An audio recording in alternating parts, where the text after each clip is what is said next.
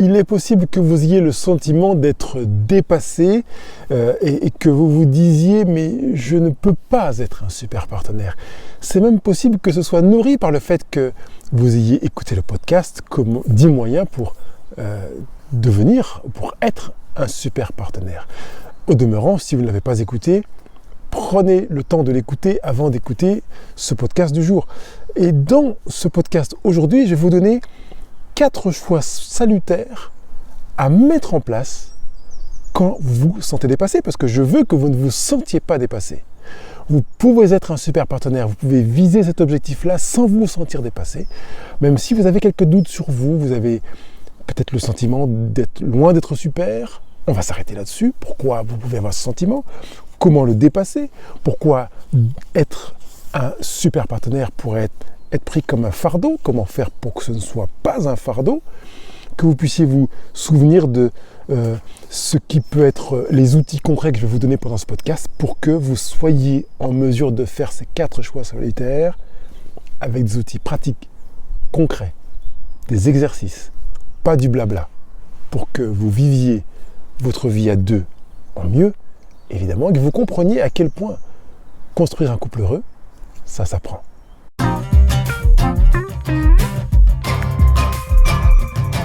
Que vous ayez écouté le podcast précédent ou pas, vous pouvez peut-être vous reposer la question de savoir en quoi est-il bénéfique d'être un super partenaire. Je ne vais pas vous lister l'entièreté des raisons pour lesquelles ça peut être bénéfique d'être un super partenaire, mais je voudrais d'abord commencer par le premier bénéfice, c'est que travailler à être un super partenaire, c'est bénéfique pour vous. C'est bénéfique pour vous parce que vous travaillez à votre image. Vous avez un impact sur votre estime de vous.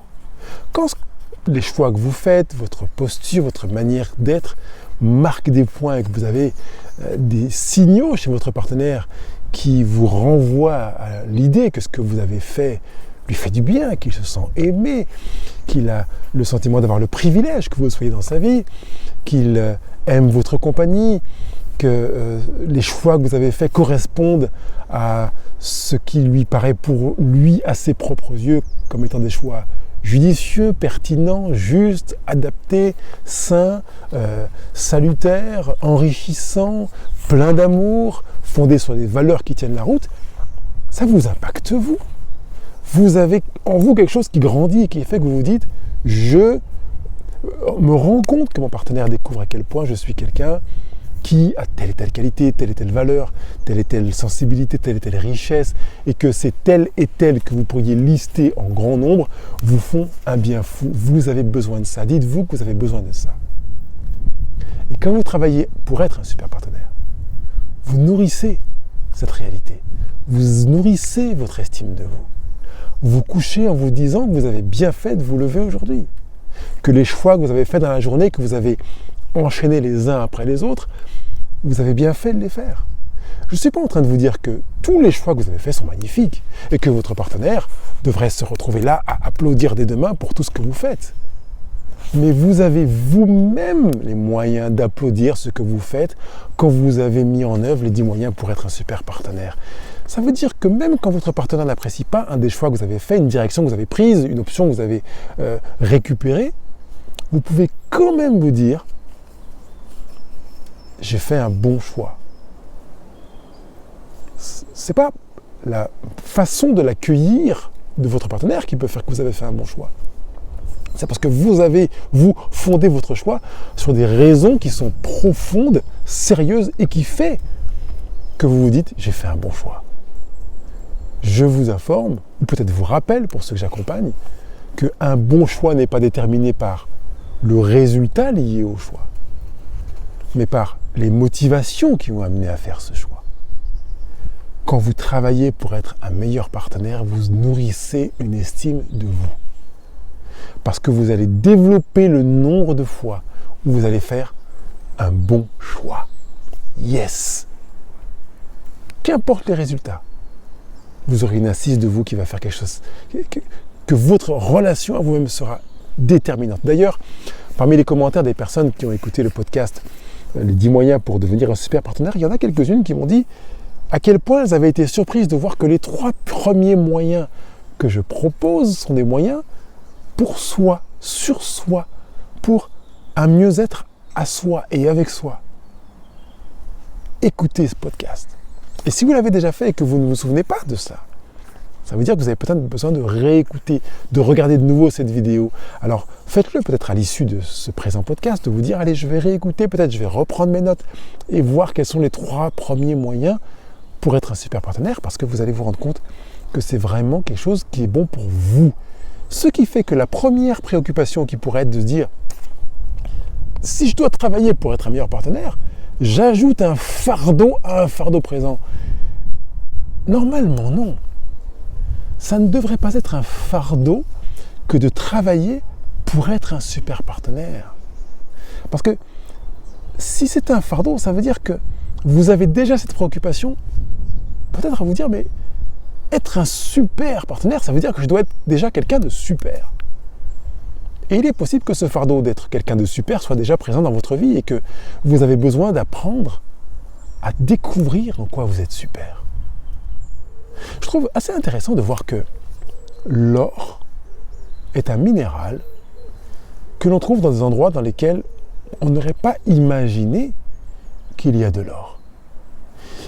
Il n'y a pas une sorte de chemin pavé ou goudronné avec des réverbères, des drapeaux, des panneaux qui disent que là il y a de l'or et que plus vous vous approchez de l'endroit où il y a de l'or et plus vous voyez que la lumière du soleil peut-être est magnifique avec des projecteurs et vous entendez de la musique qui vous dit que là vous allez à la rencontre de l'or et que au bout du chemin quand vous aurez creusé ou tamisé quelques pierres de rivière vous trouverez des pépites d'or et peut-être même dans une grotte quelque part des lingots d'or. La plupart du temps, l'or, parle de l'or, mais ça peut être valable pour un diamant, est à chercher à des endroits où personne n'imaginait qu'il y aurait de l'or ou un diamant. Là, on a creusé, on a tamisé des rochers, on a cassé des pierres, on a sué, on a levé de la poussière, on a creusé des trous. Et au bout d'un moment, on découvre qu'il y a de l'or, qu'il y a des diamants. Et je voudrais que vous entendiez cette image de l'or ou des diamants qui sont là, en vous et que vous êtes, qui ne peut pas se trouver en un claquement de doigts, et qu'il est possible que si vous avez le sentiment que c'est un fardeau pour vous d'envisager d'être un super partenaire, que même d'envisager d'être super vous-même, c'est que vous n'avez pas découvert l'or que vous êtes. Je ne parle pas de l'or qui est en vous, mais du trésor que vous êtes en tant que personne, un être magnifique, sublime, riche, beau de l'intérieur, comme j'écrivais à quelqu'un ce matin, c'était une femme, qu'elle est une personne magnifique de l'intérieur, qu'elle est belle de ses richesses, de sa volonté de faire bien, d'une volonté de justice, de construire une société dans laquelle, ou autour d'elle, les gens découvrent le plaisir, le bonheur de l'amour, de la relation vraie, de l'authenticité, de la profondeur. Ça, c'est de l'or. J'ai envie de dire de l'or en barre. Vous êtes de l'or. Et à chaque fois que vous rencontrez une de vos valeurs, je voudrais que vous considériez que vous êtes de l'or. Et que je ne vous demande pas d'être un super partenaire, parce qu'il est possible qu'en faisant 2-3 exercices, vous deveniez quelqu'un différent, quelqu'un qui était du toc massif et qui devienne de l'or massif, ou qui était de l'or dur en un mot et qui devienne de l'or dur en 2 mots. L'or est déjà là. Vous êtes de l'or. Alors c'est vrai qu'on aura à gratter, à nettoyer, peut-être à fondre, pour séparer l'or de ce qui n'en est pas. Mais vous êtes de l'or. Est-ce que vous entendez ce que je suis en train de vous dire? Et je ne vous demande pas d'acquiescer, d'être d'accord avec moi. Je vous demande là de faire un pas de foi, de vous dire « Pascal, je n'avais pas conscience de ça. Je te remercie de mettre en évidence cette réalité, de mettre le doigt dessus et de faire que je réalise que je suis de l'or. » C'est pas que je contiens de l'or. C'est que l'or que je suis contient des impuretés qui vont être nettoyées au fur et à mesure qu'on va découvrir l'or. Mais vous êtes de l'or. Et je ne voudrais pas que parce qu'il y a des impuretés, vous disiez « mais finalement, je ne vaux rien ». La valeur de l'or est entière, même s'il y a encore des impuretés, parce qu'on n'a pas encore nettoyé, fait fondre, filtré. C'est de l'or quand même. Vous êtes de l'or. Alors quand vous avez cette impression d'avoir apporté un poids, de vous dire je je veux devenir un super partenaire et que vous dites non, je suis déjà prédépassé parce que je n'ai pas de qualité, je n'ai pas de valeur, je n'ai pas de richesse, je ne vaux rien. Je ne vous demande pas d'avoir de la richesse. Vous êtes de la richesse. Vous vous sentez dépassé? Je vous dis comment faire pour ne pas vous sentir dépassé. À chaque fois que vous vous sentez dépassé, dites-vous que vous êtes de la richesse. De la richesse à découvrir, de la richesse à nettoyer, à polir. Peut-être que vous êtes encore de l'or brut ou un diamant brut. Et que vous avez besoin d'aspirer à rencontrer des situations de vie qui vont vous permettre d'enlever les impuretés. Je ne suis pas en train de vous vendre l'idée que vous allez vous retrouver dans une situation où tout est magnifique, vous serez entre les mains de quelqu'un qui va faire quelque chose de magnifique de vous. Non, vous êtes entre les mains de vous. C'est vous qui allez faire quelque chose de magnifique de vous. Et vous le ferez uniquement si vous êtes convaincu d'être de l'or. Un diamant. Parce que vous aurez l'envie de révéler la richesse, la beauté que vous êtes. Avant d'être un super partenaire. De ne plus vous sentir dépassé par cette incapacité à voir la beauté et la richesse que vous êtes. J'insiste bien pour ne pas vous donner l'impression qu'il y a en vous une richesse et une beauté. Vous êtes richesse et beauté. Ne vous laissez pas dépasser par l'idée que vous n'êtes pas. Ne vous laissez pas dépasser par les autres qui pensent que vous n'êtes pas. Ne vous laissez pas dépasser par la tendance naturelle que vous pourriez avoir, qui est plutôt une habitude depuis l'enfance, à vous faire croire que vous n'êtes pas. Vous êtes de l'or. Vous êtes une perle. Vous êtes un diamant. Vous ne le savez peut-être pas encore. Peut-être que vous ne le savez que partiellement et que vous avez commencé à découvrir une partie de ce que vous êtes de magnifique. Et il vous reste à parcourir un chemin pour continuer à révéler cette beauté, votre beauté. Il est même possible par moments, comme me disent certaines personnes dans des couples, que votre partenaire voit davantage votre beauté que vous-même. Et que vous tombiez dans le piège de vous dire non mais il dit ça parce qu'il m'aime. Oh, il dit ça parce qu'il veut m'encourager, il ne veut pas me froisser. Pourquoi pensez-vous ça? Est-ce qu'il vous a dit que vous êtes une perle, que vous êtes de l'or parce que je ne veux pas que tu te décourages? Je veux que tu saches que je t'aime et que tu es quelqu'un d'exceptionnel pour que tu me crois et que tu baisses moins la tête, que tu ne te sentes pas dépassé. Je doute vraiment que votre partenaire vous ait dit ça. S'il vous l'a dit, c'est parce qu'il le croit. S'il vous l'a dit, c'est parce qu'il le voit. Et vous savez que parfois, on n'est pas forcément le mieux placé pour se voir. Pour voir certains aspects, indéniablement, personne ne peut les voir mieux que nous. Mais la vision est plus riche quand elle est collective. Regardez-vous et voyez comment votre partenaire vous voit pour enrichir ce regard et vous donner envie de découvrir le super que vous êtes, la superbe que vous êtes, la richesse et la beauté que vous êtes. Et ce faisant, utilisez cette beauté, cette richesse pour devenir un super partenaire et faire en sorte que le sentiment d'être dépassé se retrouve sur la carpette. Je ne vous ai pas encore donné les 4 choix salutaires à faire, mais je veux déjà que vous compreniez que vous avez tout le potentiel pour mettre au tapis cette forme de mensonge, de contre-humilité, peut-être m'arrêterai-je un jour sur l'humilité, que vous n'êtes pas quelqu'un de super et que par conséquent, vous ne pouvez pas être un super partenaire. D'ailleurs, si je me réfère au rêve que vous aviez quand vous avez commencé à vous fréquenter ou à fréquenter quelqu'un, vous vous êtes dit « je vais me mettre en couple avec quelqu'un en espérant plaire à cette personne, même si je sais que je suis minable, que je vaux rien, que j'ai rien à lui apporter et que vraiment je suis un déchet, quoi. Un cajot, pas sur le plan physique, sur le plan de l'être. Loin de là votre pensée. Il est possible que vous ayez choisi de vous mettre en couple pour essayer d'être aimé alors que vous ne vous aimez pas suffisamment. Heureusement que quelqu'un va m'aimer parce que j'arrive pas à m'aimer moi. et j'ai besoin de puiser dans la capacité à quelqu'un à m'aimer pour essayer de respirer, de sortir quelque chose de magnifique et que je vois briller les yeux de la personne qui me regarde, parce que quand je me regarde moi, je n'ai pas les yeux qui brillent. Peut-être. Et peut-être que ça vient corroborer tout l'intérêt de prendre du temps pour vous explorer et vous admirer, vous observer, vous découvrir. Peut-être vous taire, vous regarder et commencer à apprécier même ce qui ne vous paraissait pas appréciable. Ce pourrait être un premier exercice de vous dire « Je n'aime pas ça en moi et mon partenaire me dit qu'il l'aime. Peut-être ai-je besoin d'apprendre à l'aimer au lieu de penser qu'il a tort. Peut-être ai-je besoin d'accepter de ne pas comprendre qu'il aime ça en moi et de le considérer comme un atout.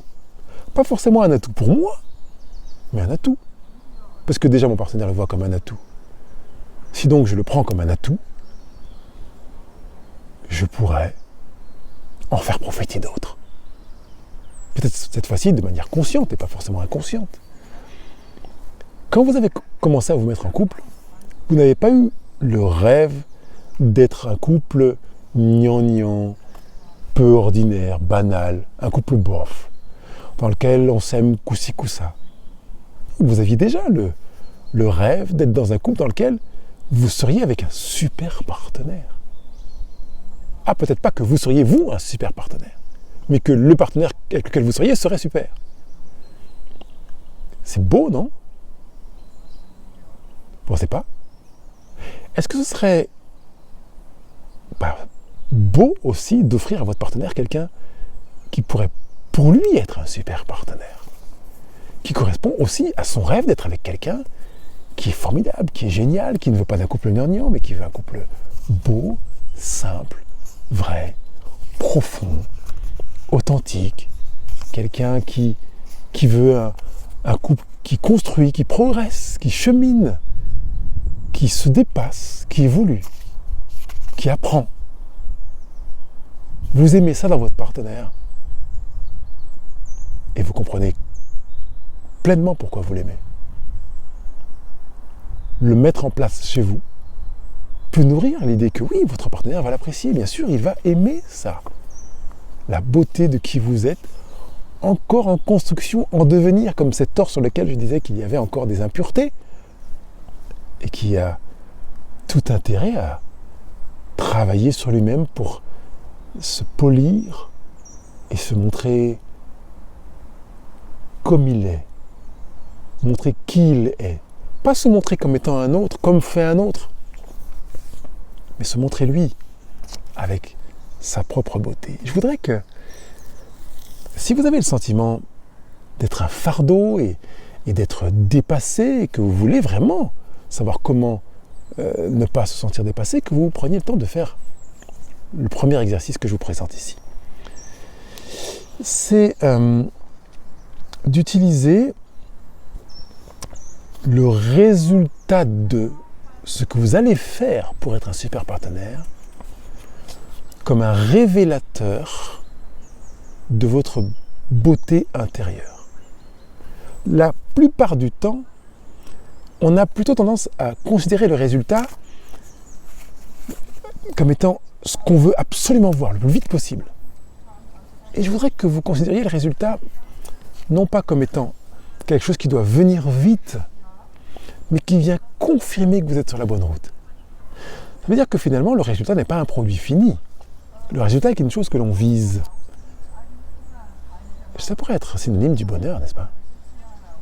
Vous voyez, quand vous allez en vacances et que vous prenez la carte, partez en voiture, et que vous voyez un panneau, vous n'êtes pas arrivé. Mais c'est déjà un résultat. Parce que vous vous dites, en voyant le panneau, je suis dans la bonne direction. Et je voudrais qu'à chaque fois que vous voyez le panneau qui vous signale que vous êtes dans la bonne direction, que vous le preniez comme un résultat. Un résultat, j'utiliserai le mot prémisse. Vous voyez, c'est les premiers signes qui montrent que vous êtes dans une direction déterminée et que vous êtes dans la direction que vous voulez prendre. La bonne direction, c'est pas parce que vous êtes arrivé, c'est la direction que vous voulez prendre. Et c'est aussi intéressant d'entendre que quand vous travaillez pour être un super partenaire et que vous avez le sentiment d'être dépassé, c'est parce que parfois vous avez l'aspiration à avoir du résultat très vite, peut-être trop vite. Et comme disait ma belle-mère, quand on mange un fruit vert, c'est péché. Elle n'était pas juive. Et pourtant, c'est comme ça qu'elle le formulait. C'est un péché de manger un fruit vert. On va attendre qu'il mûrisse. On va peut-être favoriser sa maturation. On va peut-être le mettre quand c'est une banane dans un sac plastique parce qu'on sait qu'il va dégager un gaz qui va favoriser sa propre maturation. On va peut-être le poser loin d'un autre fruit quand il s'agit d'un autre fruit parce qu'on sait qu'en présence de tel fruit, on va ralentir sa maturation ou la bloquer complètement. On va la poser plutôt à l'ombre, au soleil, dehors, dedans, au frigo, pas au frigo. On va apprendre à savoir comment faire pour mûrir et du coup placer des jalons sur un parcours qui seront des étapes qui nous disent qu'on va dans la bonne direction. Vous voyez, quand on veut faire mûrir une papaye, par exemple, même si j'ai la couleur d'un antillais, je ne suis pas très antillais, j'ai appris ça lors de mon voyage de noces quand je suis allé en Guadeloupe, et que moi j'achetais des papayes, mais j'en achète très rarement, et je me disais, bof, elles sont pas bonnes, parce que j'ai vécu en métropole depuis ma naissance, à vrai dire. Et puis, un Guadeloupéen m'a dit, tu sais, pour faire mûrir une papaye, on fait comme tu vois dans le fruitier, là. Parce que je voyais ces papayes, je dis, mais pourquoi elles sont comme ça? Puis en fait, on prend le fruit, et avec un couteau, on va légèrement l'inciser, légèrement, sans aller jusqu'à la chair. On fait tout le tour comme ça, et puis on le pose où on veut. Sur le fruitier, sur le plan de travail, que sais-je, pas au réfrigérateur. Et on peut venir jour après jour voir qu'on a pris la bonne direction. Parce qu'au bout de quelques jours, on va se rendre compte que les incisions vont commencer à s'écarter. On pourrait dire que le fruit commence à se déshydrater, il perd son eau plus vite que prévu, il se concentre en saveur et mûrit de manière plus rapide. Et quand on commence à apercevoir la chair au centre, des rainures, c'est qu'il est mûr. Je trouvais ça bon. Ouais, bon, on va essayer, quoi. Eh bien, j'ai jamais autant apprécié la papaye, même si j'en achète encore très rarement, parce que ça coûte une blinde, que depuis, j'ai découvert cette méthode. Et à chaque fois que j'achète une papaye, je mets ces signes qui font que sur mon parcours, je sais que je vais dans la bonne direction. Et que je sais à quel moment c'est mûr. Je sais comment faire pour qu'une papaye devienne une, entre guillemets, meilleure papaye. Je veux que vous sachiez de la même manière comment faire pour que quand vous faites vos choix, vous sachiez que ça va faire en sorte que vous serez un meilleur partenaire. Et qu'avant d'être un meilleur partenaire, ça va faire en sorte que vous soyez une meilleure vous. Vous voyez les signes. Et dans ce premier exercice, je voudrais que vous puissiez peut-être regarder votre vie en regardant, en observant les choix que vous avez faits qui vous ont amené à progresser et à révéler le trésor, la beauté, l'or, le diamant que vous êtes. Vous pouvez les prendre les uns après les autres sur votre cahier de vie. Et puis, sur une deuxième colonne, vous pouvez écrire les choix que vous êtes conscient qui abîment ou qui ralentissent la révélation de la beauté que vous êtes.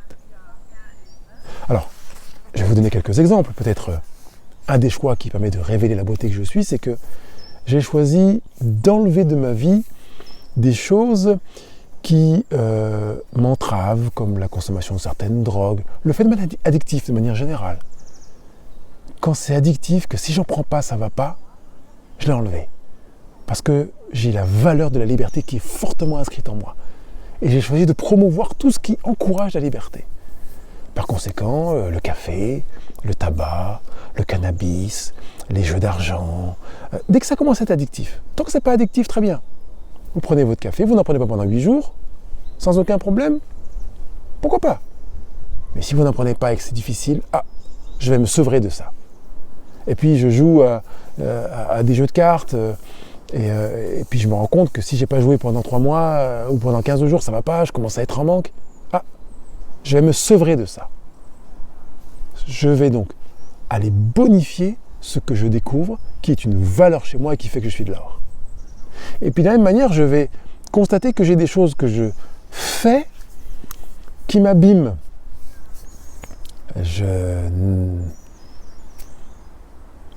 Qu'est-ce que je pourrais dire que je fais? Je bois trop d'alcool. Je mens. Je ne dis pas ce que je pense. Je vais m'arrêter sur ces 3 exemples. Et peut-être le dernier. Je ne dis pas ce que je pense. Pourquoi je ne dis pas ce que je pense? Je vais l'écrire. Et je vais prendre la décision de faire des choix pour bonifier. Parce que si je pense quelque chose, c'est peut-être bon pour moi. Donc je vais peut-être me le dire à moi déjà, peut-être l'écrire sur mon cahier de vie.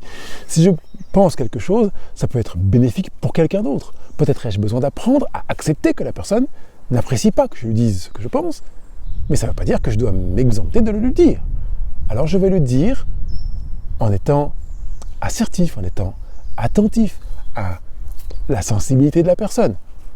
Je sais que je peux blesser quelqu'un, mais je sais que je n'ai pas le pouvoir de blesser quelqu'un. Si la personne est blessée, c'est pas parce que j'ai voulu la blesser, c'est parce qu'elle l'a mal pris. J'accepte que la personne le prenne mal. Vous voyez l'exercice que l'on peut faire? Vous pouvez prendre le temps sur votre cahier de vie, après ce podcast, de réfléchir, d'écrire, pour manifester les choix que vous faites qui valorisent la beauté que vous êtes. Et faire les choix que vous n'avez pas faits. Et les actions que vous avez dans votre vie qui abîment la beauté de qui vous êtes, qui ralentit la révélation de la beauté de qui vous êtes. Et je voudrais qu'en plus, quand vous parcourez un chemin, que vous ne soyez pas en regard de résultat, à vous dire « Oh purée, j'en suis que là », ou bien « J'en suis déjà là », parce que dans les 2 cas, on est sur une évaluation. Pourquoi déjà là? Par rapport à quoi? Vous étiez censé aller moins vite?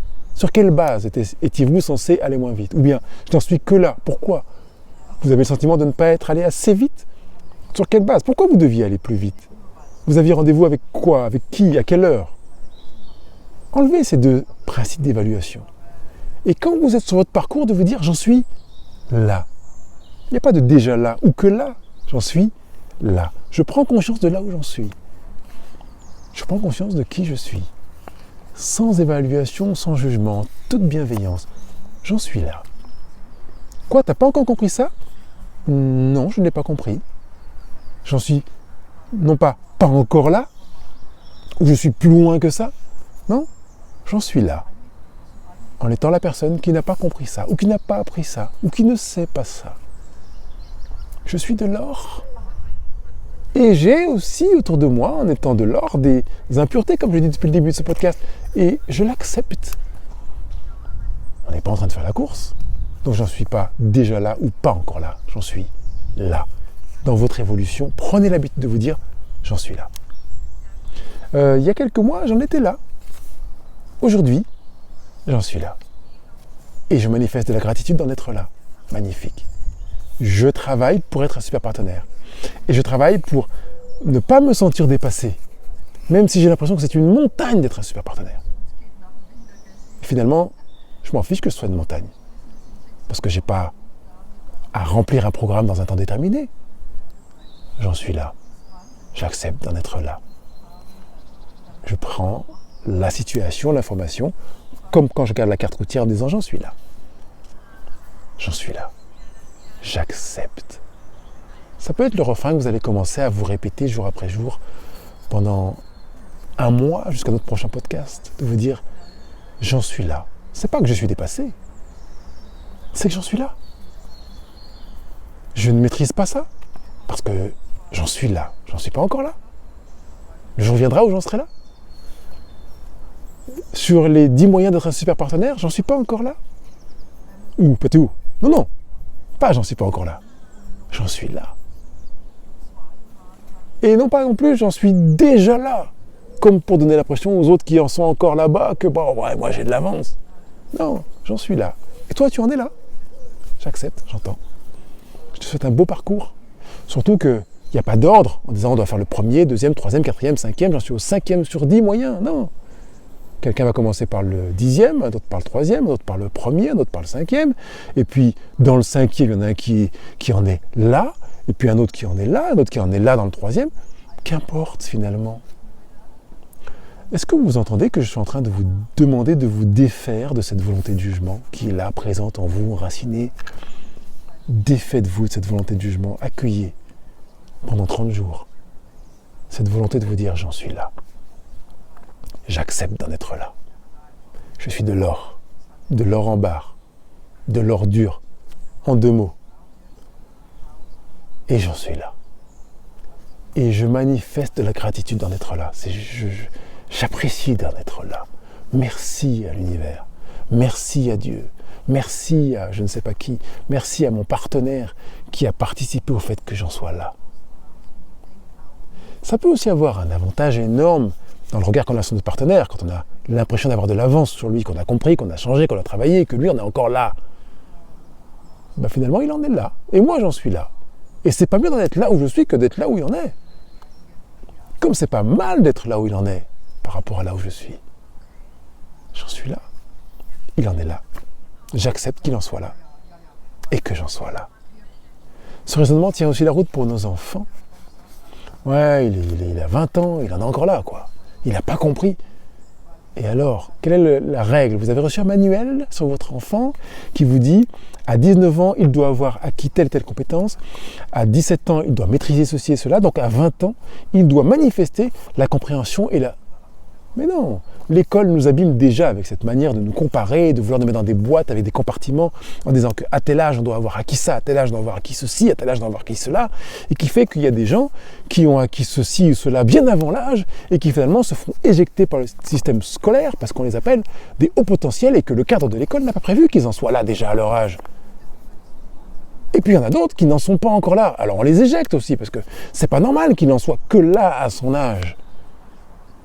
Vous pouvez sortir de cette approche-là et accueillir, profiter d'en être là où vous êtes, de jouir d'être là où vous êtes, de jouir d'être qui vous êtes, là où vous en êtes, sans vous comparer, sans vous comparer. D'ailleurs, la comparaison est un des moyens minables, minant, un moyen minant qui fait qu'on se sent généralement dépassé. J'aimerais que, justement, puisqu'on parle de la comparaison, que vous envisagiez de ne vous comparer à personne d'autre que vous.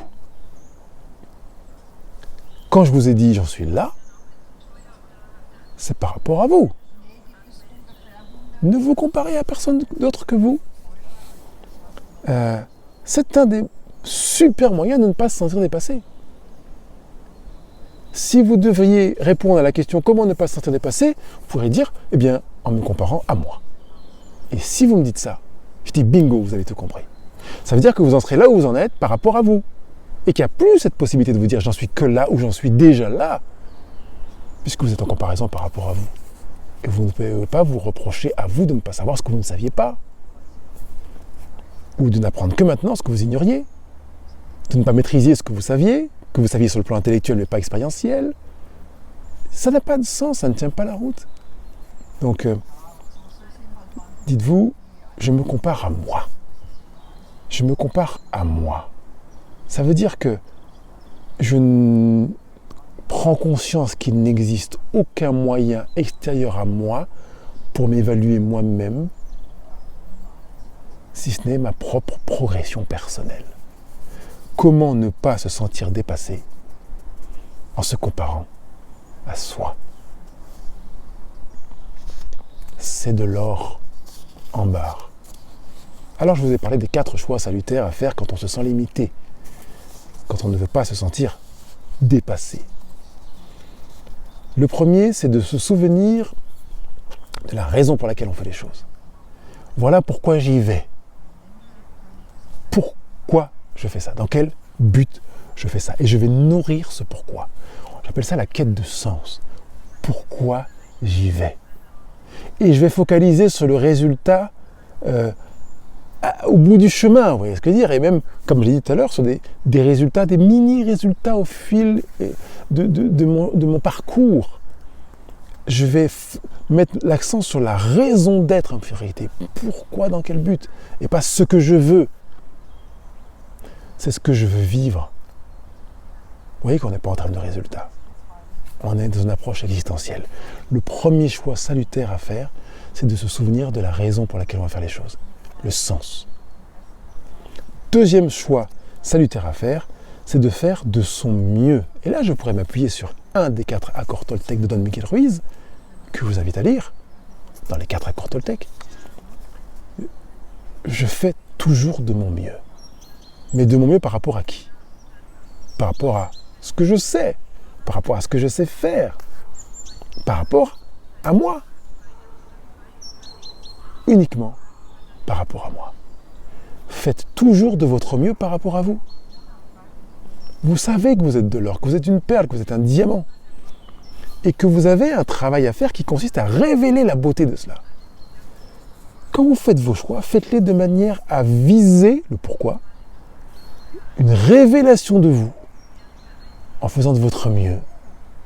Ce qui est le gros avantage de faire, quand on vous fait une remarque en disant « mais là, par contre, c'est minable, t'aurais quand même pu faire mieux », vous pouvez répondre « non, non, j'ai fait de mon mieux ». Non, mais t'aurais pu aller plus vite. Plus vite que quoi? Plus vite que qui? Plus vite pourquoi? Et tu aurais pu faire mieux, on pourrait même poser la même question. Mieux que quoi? Mieux que qui? Et mieux pourquoi? Si vous avez conscience d'avoir fait de votre mieux, vous avez une paix profonde que vous semez en vous. C'est magnifique. Vous semez de la sérénité. Vous semez de l'estime de vous.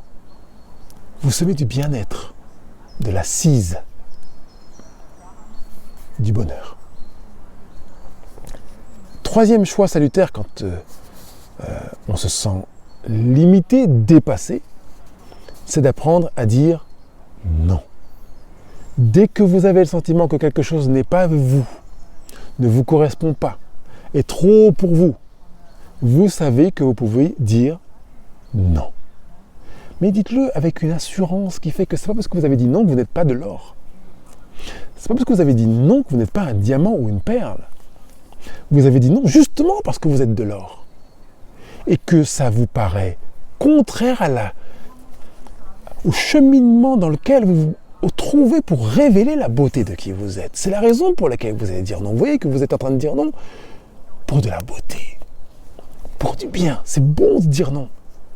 Parce que je veux me révéler, je veux poser des limites, apprendre à me connaître, à m'aligner à qui je suis, à manifester qui je suis. Alors je vais dire non en toute sérénité. Et évidemment, le quatrième choix, c'est celui que j'ai évoqué tout à l'heure, c'est de ne jamais vous comparer. Je suis moi, dans ma peau, avec ma beauté, ma brillance, mes limites, mes carences, mes qualités, mes faiblesses, mes forces, mes richesses, mes pauvretés, mes incapacités. Et c'est beau, tout ça. C'est beau d'être moi.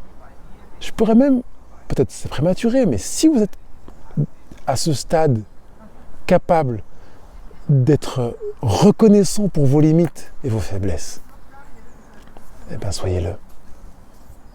Je reconnais mes limites et mes faiblesses. Et je suis même ravi d'avoir ces limites et ces faiblesses. Je n'irai pas plus loin sur ce sujet, peut-être que je le ferai ultérieurement, mais vous pouvez manifester de la gratitude pour cette réalité-là. Je suis reconnaissant pour mes limites, mes faiblesses, pour mes incapacités, pour ce que je ne connais pas, que je ne comprends pas, que je ne maîtrise pas, que je ne sais pas faire. Je manifeste aussi de la gratitude pour ça.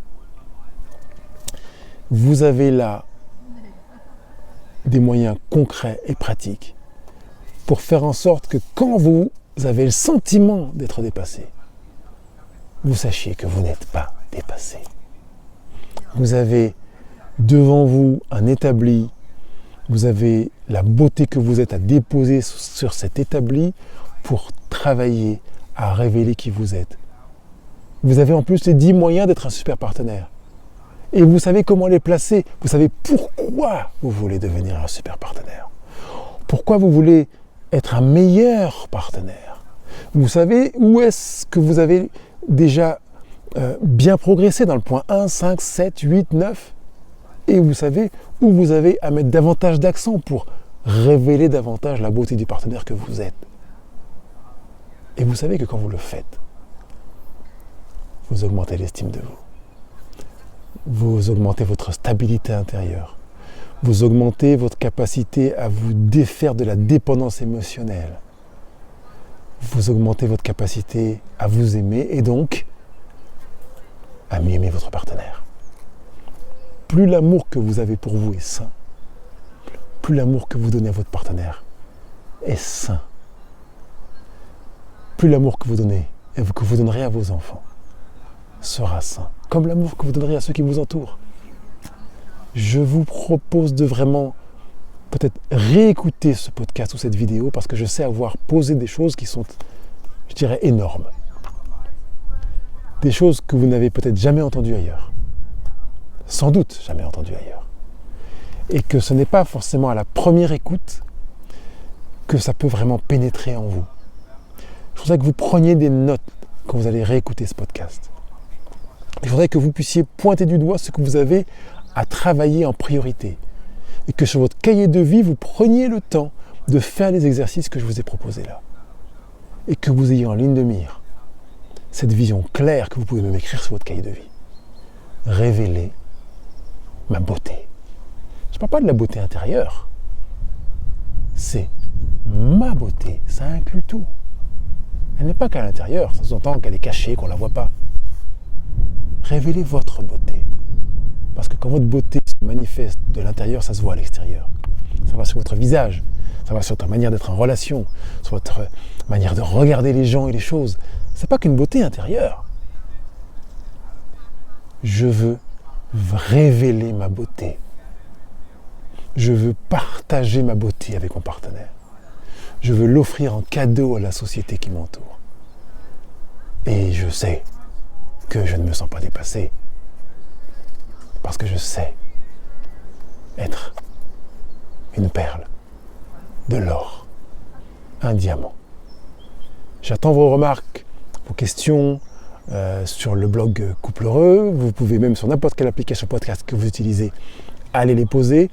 Si vous avez besoin de cheminer, peut-être différemment, peut-être même un entretien avec moi, parce qu'il y a un point sur lequel vous vous rendez compte qu'il y avait quelques aspects plus difficiles que d'autres, je suis prêt à vous entendre. Tout ce qui pourra faire que vous puissiez révéler votre beauté, votre véritable beauté, celle que vous ignorez peut-être, ou que vous ignorez forcément, au moins partiellement. Je vous dis à bientôt, et je vous envoie plein d'amour.